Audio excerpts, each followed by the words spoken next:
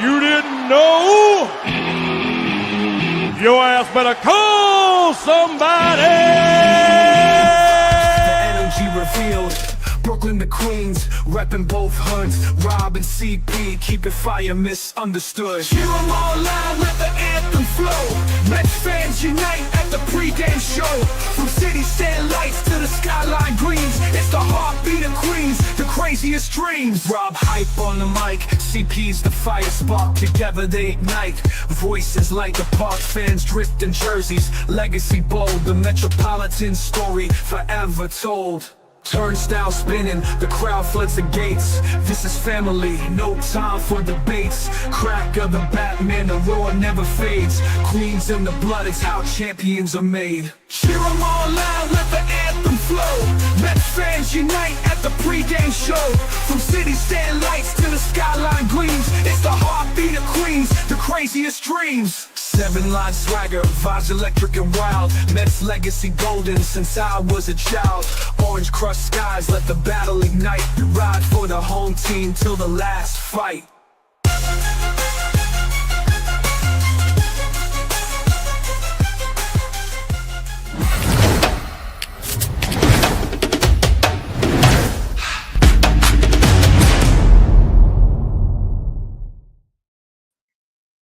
What's up, Mets fans? Welcome back to the Amazing Mets pregame show right here on the channels and on X. And unfortunately, we come to you this pregame show with the impossibility of a sweep from the Washington Nationals, and they did not deserve to win yesterday. And we'll get into that. Chris, how you feeling, buddy? I've got no words for you.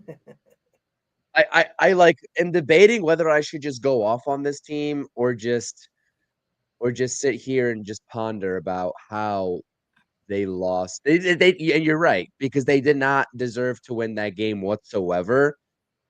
But a competent team, a true playoff team, finds a way to win that game in the ninth. And yes, I'm looking directly at Brandon Nimmo, who's going on every post game and telling us, everything is going to be great. It's going to be all right if we get hot at the right time. Well, thanks, Brandon. How about you come through in a situation where you can win your team ball game and get hot at the right time? A lot of conflicting stuff is going on with this team. I don't know what to make of it anymore. This was a must sweep. I am now disappointed. I don't care about the end result today. Of course, the Mets need to win, and we'll never, not root for a win, of course. But this needed to be a sweep. And now the Reds are one game back. You don't hold a tiebreaker over them. Things are getting messy for the New York Mets, and they're hanging on by the last thread in this wild card race. It's really unfortunate. Yeah, and you know what? This positivity shit from players, and it starts to creep in with some fans, is just, it's unacceptable. Where is the anger post-game from these players in the media when they're speaking post-game interviews? Where is the anger? Why are we the only ones being angry at this team and their play? And yet I have to hear Brandon Nimmo, like you said, post-game, with all this stupid positivity. You do realize there's 7 games to go. You don't hold the tiebreaker against a team that is 1 game back, who have been playing really damn well and beating a pretty damn good Cubs team. I know the Cubs aren't playing for much, but they're actually scoring runs in these games. They're playing, they get leads in those games, and the Reds continue to come back. They're on the verge of a 4-game sweep of the Chicago Cubs. Why can't we get upset? Why is it it's all of them. It's not just 1 or 2. It's all of these guys that speak post-game interview. The positivity nonsense is annoying. And this is the loser mentality I cannot deal with, right? They're okay with losing. I don't care what anybody says. They're okay with losing. It's fine. It's very hard to believe that they care enough with the lack of urgency and the stupid comments post-game, where I literally can say they don't care enough. They don't care enough. I'm sorry. Not only were the at-bats were bad the last couple of innings of the game, Brandon Nimmo was an absolute joke. I don't know what you're looking for. Why are there's too many of these players, Chris. We talk about it all the time. The simple 101 of hitting. look fastball, adjust to breaking ball. This team can't do that. When it came to a big crunch time in the game, they started to look breaking ball. Why? The guy's throwing 99 to 100 in most of these last 2 innings, and you're just standing there looking at fastballs right down the middle. I just don't understand it. And I'm sick and tired of the positivity after the game. Mendoza is part of that problem. And again, this is the sustained success model that is just infuriating. We do realize the last 2 seasons, even if we make the playoffs or not, we're a below 90 win team. The last 2 seasons. Why is that acceptable? Why are we fighting for our playoff lives? And let's not act like we weren't fighting for our playoff lives last year until game 161. Do we all forget that?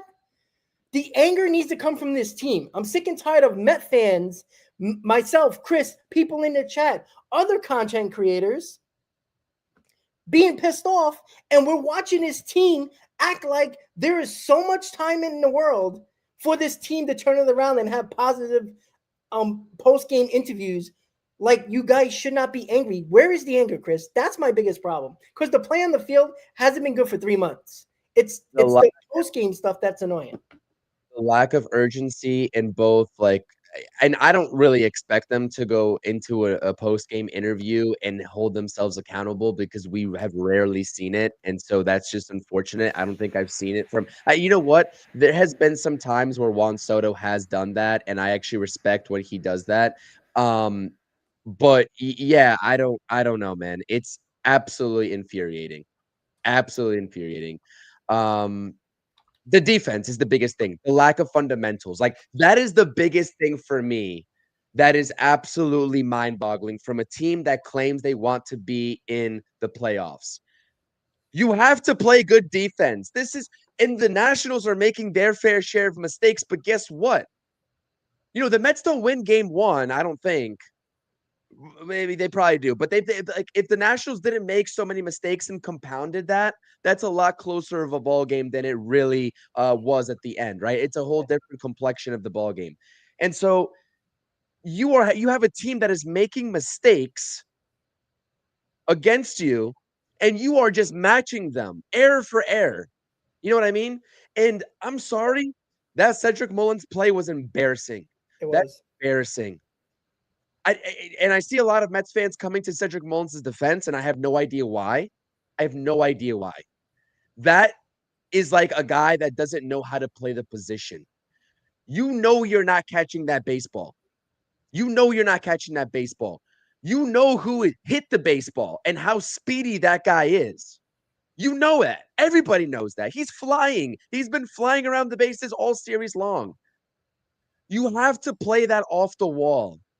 Okay, you give up 1 run, but you cannot have that happen where it just caroms out into no man's land and this guy's racing home for the inside the park home run. That's unacceptable. That's a lack of awareness. Like, that's something where fundamentally that's the basics of baseball. This team is lacking the basics. And like, I sound speechless, and I really am just speechless about how this team can go out there and do something like that in crunch time. Same thing with the at-bats to end the 9th inning. Brandon Nimmo, joke. Starling Marte, joke. What is going through these guys' heads is the better question. You know what I mean? In Mendoza too, he has to hold these guys accountable. He has to. I don't know, man. You always say it, Jeff McNeil, center field. You don't want to see him make, mistakes in center field.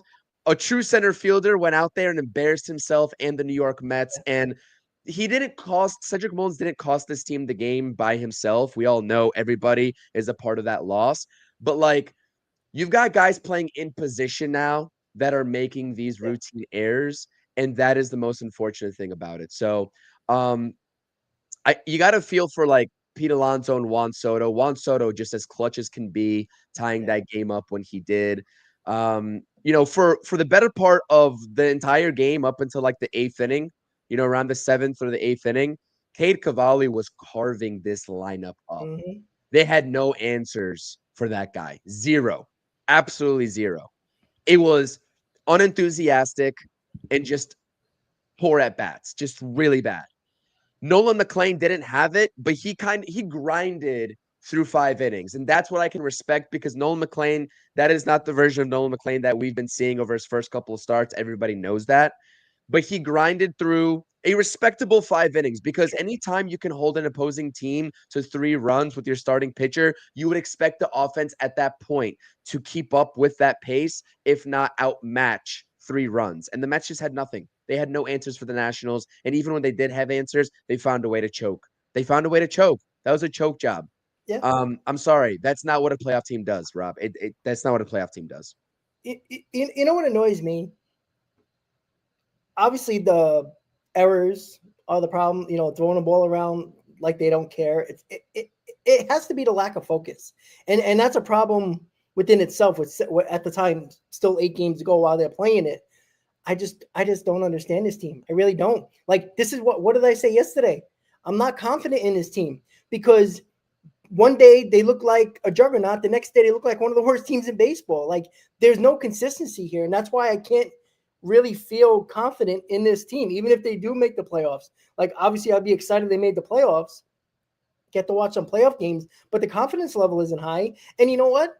When it comes to Brandon Sproat, when it came to McLean yesterday, they were bound to hit a speed bump. It's just a fact, regardless of who you're facing. I think a lot of us forget that baseball is a very unique sport.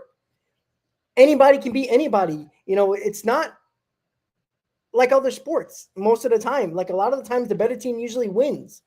And it's rare that bad teams consistently beat better teams. And can we be honest? Are the Mets really that good of a team? Like, when you're 15, what are they, 18 games over 500, under 500 over the last couple of months, they have not been a good team. For whatever reason, if it's pitching, whatever you want to blame them for, they're just not consistent enough, and they're not a good team right now. They're just not. And we're putting Sproat and McLean in this savior category, and if you want to include Tong in there, it's unfair, but it's reality. And until people realize that this team has been bad, you go back to your GM, who didn't do enough when he was supposed to. When he had time to do it, he could have done it. The lack of urgency from the front office, and it trickles down to the manager, to the players, and it's obvious. You can't make that many mistakes with a couple of games to go here in the season and act like everything's okay. It just doesn't make sense. Acuna popping up a bunt that was a bad bunt, and Marte didn't go. Again, Marte was in a bad spot there, because if that ball is caught, he can't get caught in between second and third and get doubled up there. So I understand Marte not going to third there, but that's a bad bunt. And by the way, why are we bunting? You only need that run. Why give up an out just to get him to third base? So the attempt, which this team is not good at playing, situational baseball where they can bunt, but why do it in that spot when they're a big strikeout? They strike out way too much when runners in scoring position.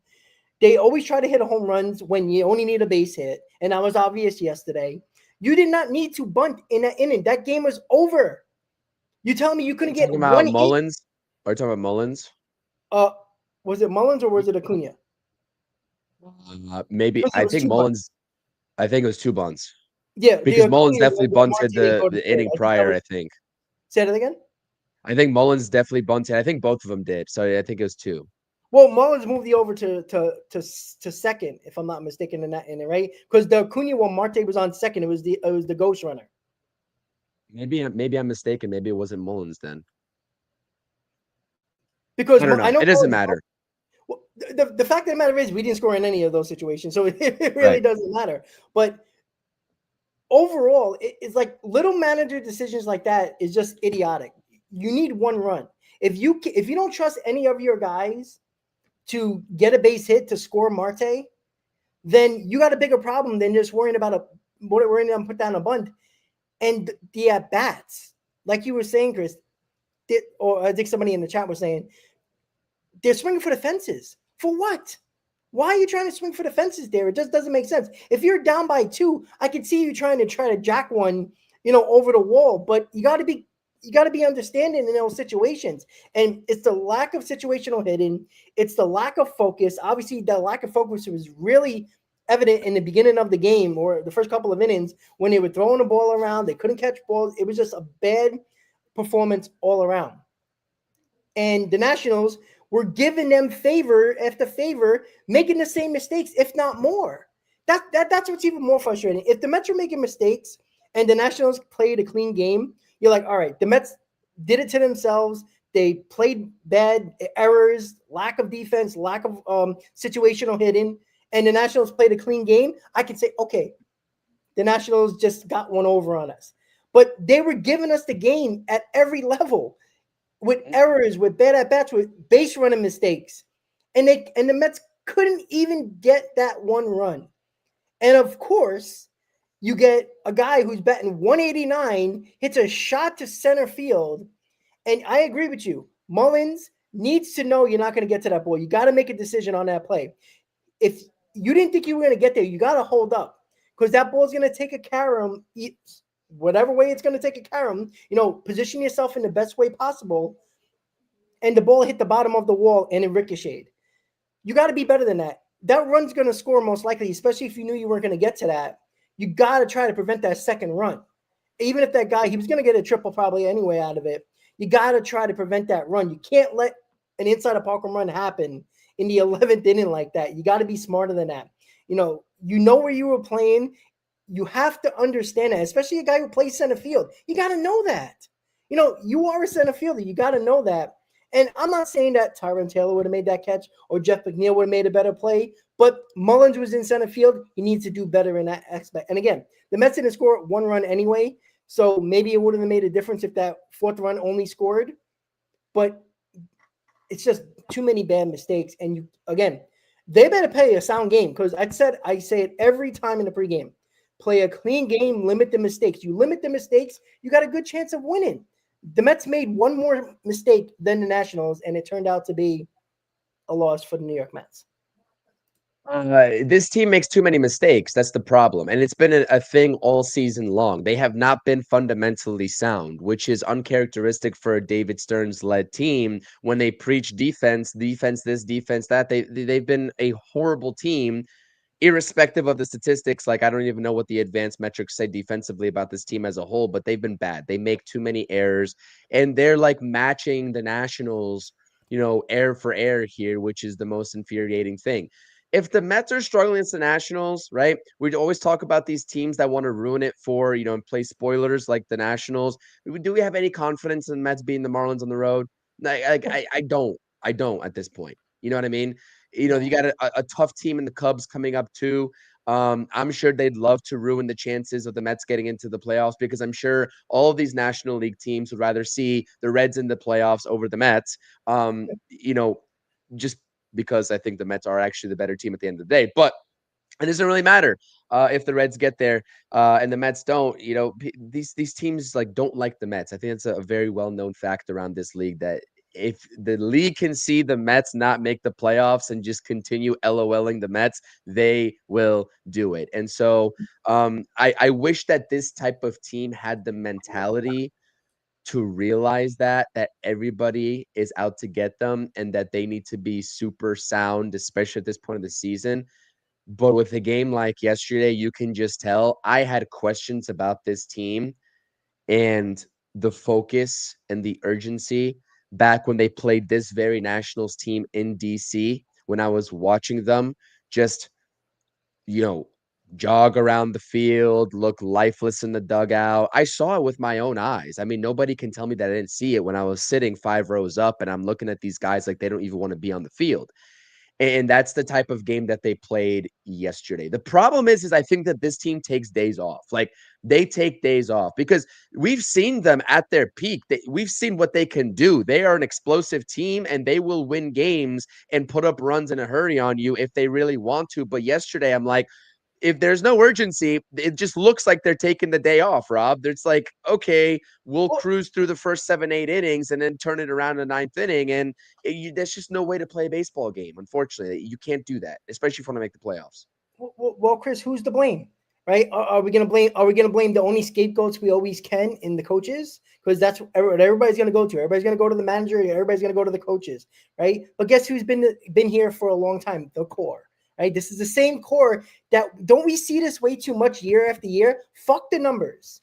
Fuck the numbers, all right? I talked about padding stats all the time with a lot of these guys, all right? The padding of the stats are one thing.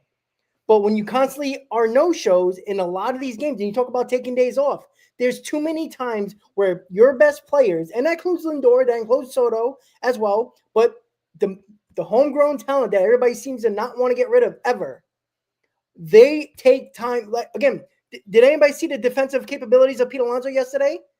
He can't flip a ball to first base. Yes, I'm going to talk about it again. This is a huge problem. He can't make looked throws. embarrassing coming home on that one throw too. The pass ball, he looked like he was going in slow motion.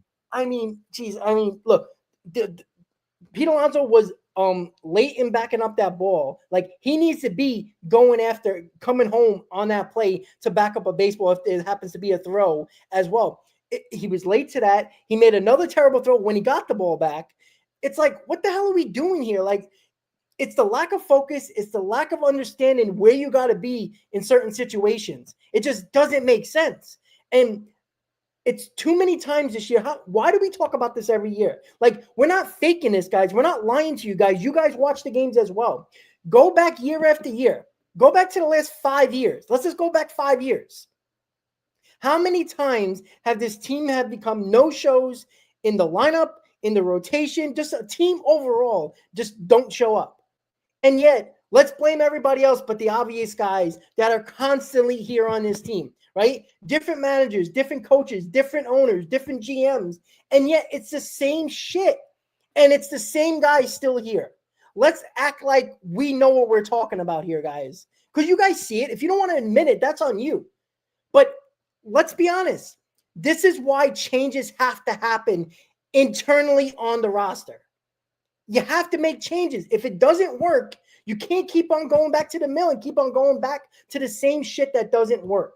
You're changing everything else around it, yet it still continues to be problems. I mean, am I wrong, Chris? Like, I'm not saying I'm 100% right. I don't believe I am. But when you constantly change, right? You get Juan Soto, you get Lindor, you change the rotation, you change the complexion of a roster around the Brandon Nimmo's, the Pete Alonso's, the Jeff McNeil's of the world, and yet the same outcome continues to happen. Why are we blaming the scapegoats on this team? And yeah, let's blame the guys that are making the most money, but yet it's the same guys that constantly are here that are going through the same problems that we continue to talk about. I don't know. Am I completely wrong or am I just crazy? It's a fair statement. It's a fair statement. It's a fair statement.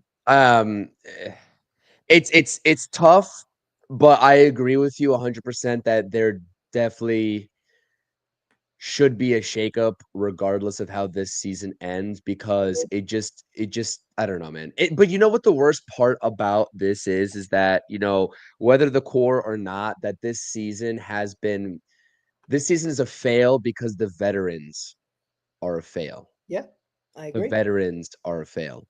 And that's the most infuriating thing. You know what? But you know, this season isn't a fail yet because we don't know how it's truly going to end. Let's also take a step back. I will be the voice of reason here. I know we've been kind of going on this team for the first 24 minutes of this stream. I get it.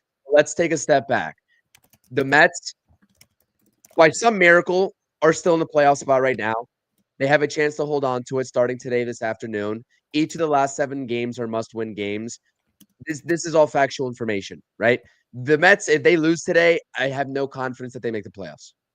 None. Like this is the game where it's like you either take this series and go ride high into Chicago, or that's it. It's done. That's how I view it. But they have a chance to shut us the hell up today and win a ball game. Are we still going to be skeptical of this team moving forward? Absolutely. Because I truly think that the team that we saw yesterday, we've seen it too many times this season for them not to be that team. You know what I mean? Not to take on that lack of energy, taking days off. Like I really think at the end of the day, unfortunately, and we say this all the time, and yesterday it reminds me of this like to a T. The Mets' own like worst enemy is themselves. They're their own worst enemy. They beat themselves. Like, we could be talking about a 90-win team right now if this team just got its head out of its ass a handful of times during the stretch of bad baseball multiple times this season. We could be talking about we can count on two hands, maybe even four, two of these, and then if Rob puts up both of his hands too, about games that we just pissed away, for lack of a better term, this season. It's infuriating. It's absolutely infuriating. And so I agree. The scapegoats are usually the coaches, but I don't think that these players not executing, right, is truly a reflection of Carlos Mendoza. Yeah, Mendoza, we said it on the pregame yesterday, right? We know that he hasn't been the soundest of managers in terms of decision making compared to what he was doing in 2024, right? That's understood. But Mendoza is not out there. Like, he doesn't control if Brandon Nimmo can come through to win the Mets a ball game yesterday in the 9th inning. Mm-hmm. Like, he doesn't control that. You know what I mean? He doesn't control, Pete Alonso not being able to field his position and throw a baseball. Like Pete Alonso, I love Pete Alonso. I want him back. Like, we all know that. Rob, you might disagree, but the fact that you still cannot throw a baseball or flip a baseball to a pitcher, and it's what, year 6 of you in this league at the same position. You're a workhorse. You're out there early taking ground balls. We always hear defensive improvement, Gold Glove, first baseman. How can you not throw a baseball? How Because can you not flip a baseball? how can you not flip a baseball, right? Because the play that he charged, first of all, the double play this series where he hit James Wood in the back trying to turn the double play, the flip to first base yesterday, the backup of the wild pitch by McLean where McLean is ducking for Pete Alonso to get the ball home and he throws a lollipop over to Alvarez. It's like, is that like, but like, and Ken's saying that's why you have fielding coaches. That's the problem. You cannot use the coaches as a scapegoat for why Pete Alonso can't make a simple throw to first base. Ken just proved my point. How many times have I said fans need scapegoats? And the only scapegoats they can turn to, because you can't fire the players, is the coaches, right? You really think the fielding coordinator has something to do with Pete Alonso can't throw in a baseball his entire career when he probably had how many fielding coaches? You know what? He probably couldn't do it in Florida at the University of Florida, couldn't do it in the minor leagues, and can't do it in the majors, right? He's got much better, right? Nobody. So the fielding coordinator doesn't get credit for him scooping balls. He's probably one of the best first basemen doing that in baseball, right? So he don't get credit. You see the problem with that? I talked about it with the hitting coaches, right? Juan Soto hit 40 home runs, his most home runs in his career. Does Eric Chavez get any credit for that? No, nobody's talking about that. But when he's failing, Eric Chavez, you're the problem. Jeremy Bonds, you're the problem. Hefner, you're the problem, right? Sean Manaea, Luis Severino, no credit given to Hefner. But this year, it's all the blame on Hefner. You see the problem with that? You need a scapegoat. Every fan needs a scapegoat, and the coaches are the easiest one because it shuts up the fans. I don't want to hear about the fielding coordinator. You know what? Can you give a little blame to Mendoza? He's not throwing a baseball. He's not putting the glove on. Pete Alonso has notoriously, before Mendoza was here, could not throw 2 baseballs. By the way, he can't flip baseballs either when he's trying to throw rainbows to Nolan McLean at first base. And then on top of that, you even said it. I forgot about that one, but yeah, he hit Wood in the back. Like, step and throw. And you know who brought that up? Keith Hernandez. Did you hear what he said? Pete Alonso doesn't step and throw and follow through on his balls. What does he do? He uses his upper body. He turns his hips and throws. You got to step into it. You got to step out of the line of the runner and throw the baseball. It's baseball 101. Baseball 101. This is simple things that they shouldn't make. And this is not one mistake. These are multiple mistakes throughout games, throughout series, throughout weeks. This has been the problem. And you know what? If you want to continue to blame the coaches, go right ahead, because you're the problem when you blame the coaches. You are the problem. This isn't football. All right? Coaches matter in football. Baseball, can we understand that? Do we understand that? This is the one sport where You're in control in the batter's box, right? It's you and the pitcher. It isn't the other 8 fielders on the field. We got to stop. And Ken, yes, it was. It was, darling. Thank you. Even the pitcher knows you got to step into a throw.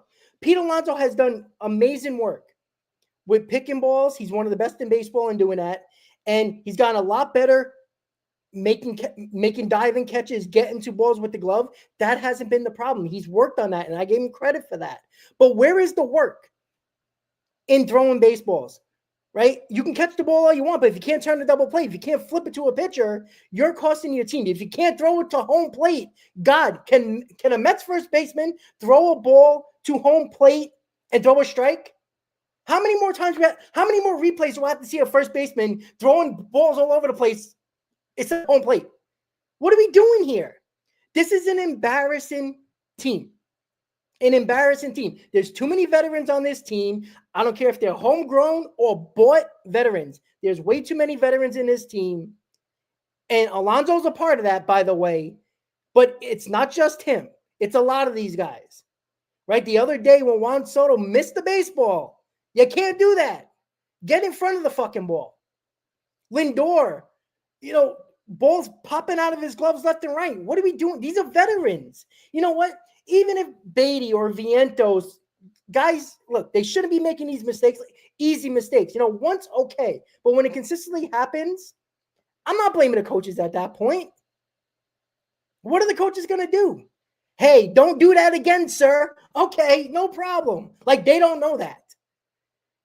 Stop having a scapegoat, because Mets fans, baseball fans, let's be not just Mets fans, but baseball fans, they love the scapegoats because it shuts you up for a couple of months, and then you'll bitch and moan about the next hire. Just exactly what happens. Why do you think Mickey Callaway is not here? Why do you think Luis Rojas isn't here anymore? Buck Showalter, right? Buckball. What happened to that? Mets fans turned on him just like that because you needed a scapegoat.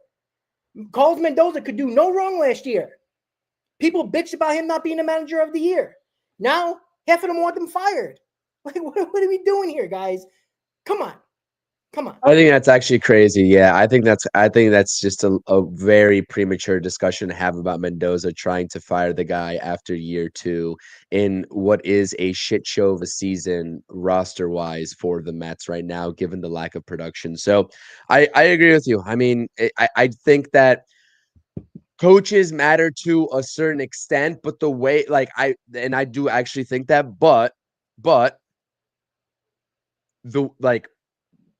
the amount of scapegoating that this fan base has done across all 3 levels of baseball on this team that has failed is just way too much. You are right, Rob. At the end of the day, these guys are professionals. At the end of the day, Pete Alonso should know how to throw a baseball or flip a baseball over to first base and do it routinely, because it's really not that hard. It's really not that hard, I feel like. Right. I mean, it's easy for me to say behind, on a podcast here, but I've played baseball before. I think we both played baseball before. It's just like, that's something like, that's not even like mechanical. It's just like a mental thing. I feel like once you're in your head about that, we've seen great careers ruined by something as simple as not being able to throw the ball consistently and on target. Like that's happened before in this game.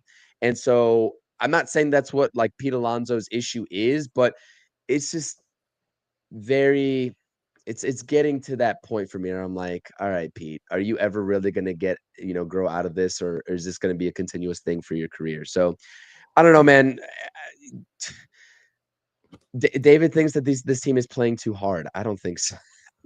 Playing too hard enough. You should be playing hard. Rob, I I had to laugh, man. Like, when things go this bad, all you have to do is laugh. And I was just sitting here watching, like, listening to you talk, and I was just like, no wonder everybody shows up in the chat to listen to you talk. Because I'm like, listen. What do you, the line about, guys, and I want to be honest with you guys.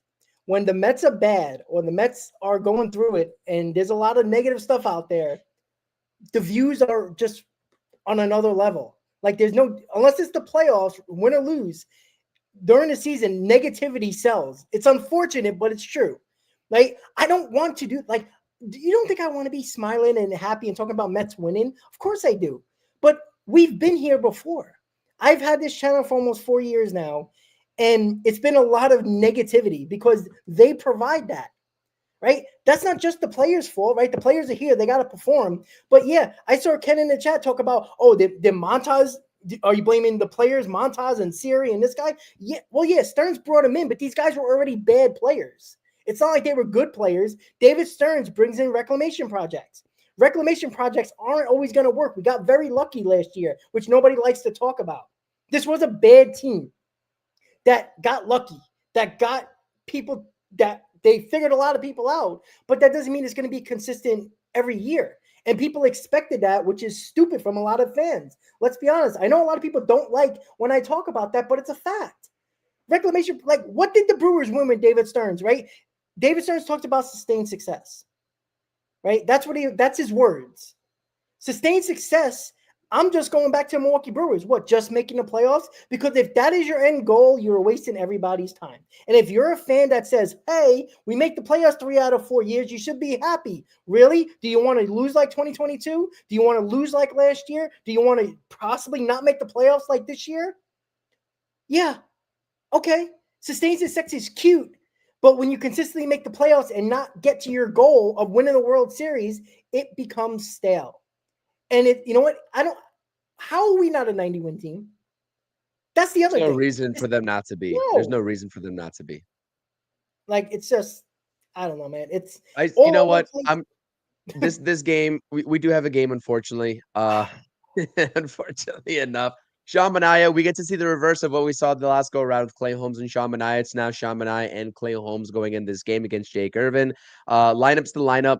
I really do think I'm curious actually how this combination is going to look reverse, because we know that, Holmes and Manaea held it down for the whole 9 innings, the last go around. And I really do think that they're just trying to see who's comfortable in which role. Maybe it's because the Nationals have, a plethora of lefty bats, I guess, but like, I don't know, man. I think trying to get, too cute and seeing this combination, how it works. If it worked for you the last time, you got production, 9 innings. Why not just go with it again?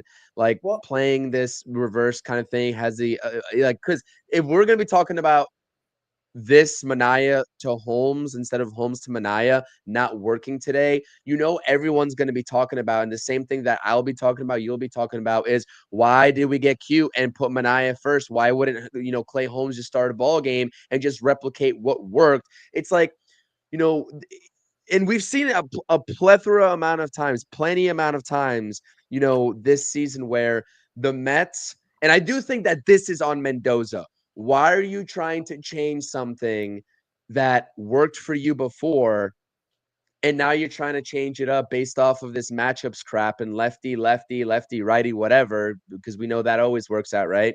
Like, why are you trying to change it up? Anyways, I mean, I guess analytically they can always defend a decision, but I'm just going to say this right now. I mean, if Manaea goes out there, he doesn't look good, he doesn't look great. If the Mets lose this game, that's what people are going to be talking about. That's what, and I'm not saying that's what's going to decide this game, but that's what us fans are going to want to know. Why did you reverse the order of these pitchers? So I say these are my final thoughts. Go out there and win.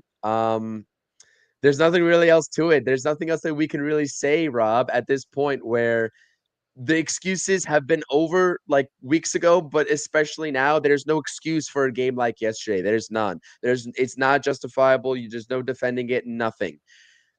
You are going to win this game if you can make fewer mistakes than the Washington Nationals. You failed to do so yesterday and you lost the game. Defensively, this team needs to be sound.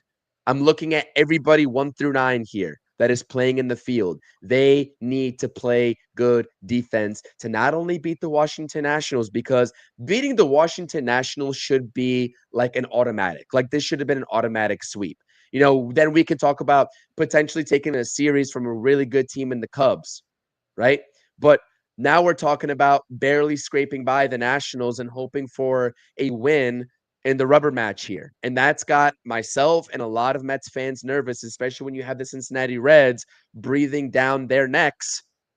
And guess what? The Reds do have the Pirates coming up as well. So I wonder if they're going to take care of business against the sub 500 team, because we know that the Mets sure have not.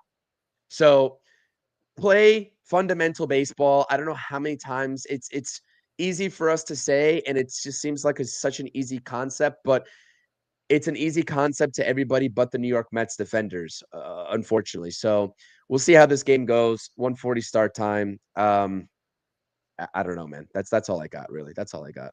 Yeah, I mean, this season has been a trial run for Mets executives and Mets coaches. Like they don't like everything's been a trial run. Oh, let's not bring the kids up in June when we have no pitching. Let's try Sean Manaea. Yeah, there's more lefties in the lineup with the Nationals, so let's do matchups, and that always isn't the perfect scenario.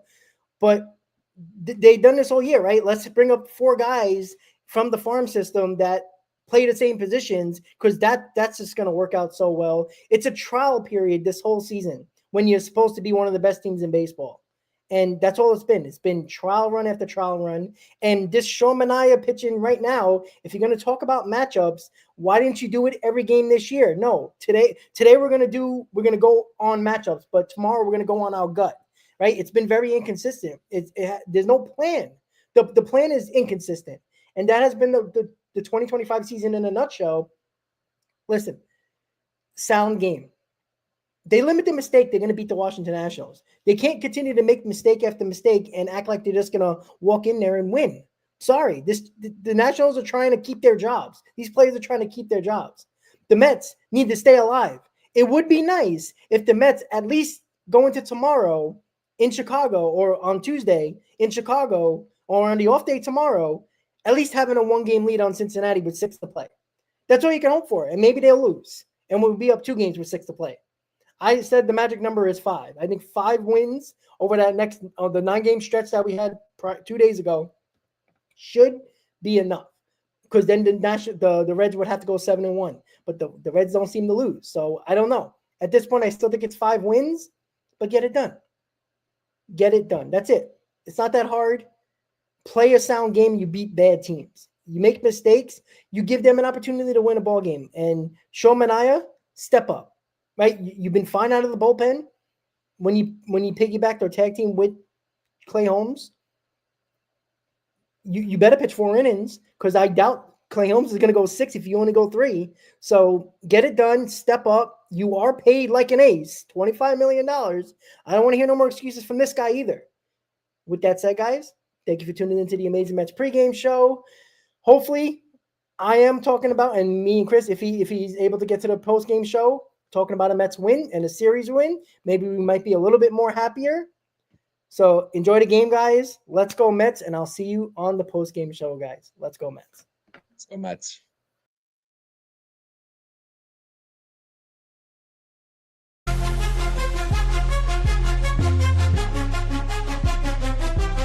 Seven train rumble, headed to the field. Orange and blue vibes, the energy revealed. Brooklyn to Queens, repping both hunts. Rob and CP, keep it fire, miss.